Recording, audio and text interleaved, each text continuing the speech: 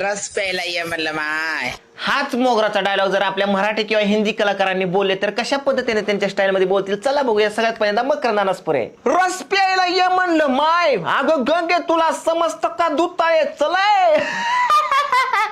या माईला रस प्यायला वाड्यावर चला.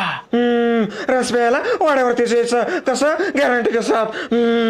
या मायला मी तुम्हाला किती वेळा सांगितलं, ह्या मोगऱ्याचा रस पिऊन पिऊन तुमचं बारीक झालंय, म्हणजे मायला म्हणजे वजन बारीक झालंय. म्हणून मी म्हणतो गावरान गावरान गाईच्या दुधाची लस्सी प्यावं तुम्ही. अरे अच्छा है मोगरा, रस देते मुझे. हाँ मुझे बहुत रस अच्छा लगता है. रस पीने को आ जाओ सब कुछ. हाँ बहुत अच्छा है, भगवान का दिया हुआ सब कुछ है, दौलत है शौहरत है औरत है, लेकिन क्या करूँ ये मोगरा का रस ही नहीं है. हमें तो मोगरा ने लूटा, झगड़े में का दम था.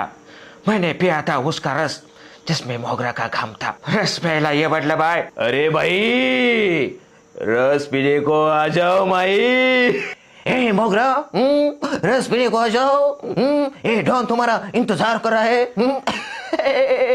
वाह रस पीने को आ जाओ, मैं हूँ अनसेफ. हे मोगरा, कवट्या महाकाळ तुला रस प्यायला बोलवतोय. अरे पतलू रस प्यायला ये म्हणलं माय, पण तू काय माझ्या वाड्यावर येत नाही. आज मी काय मोगराचा रस पिल्याशिवाय राहत ना.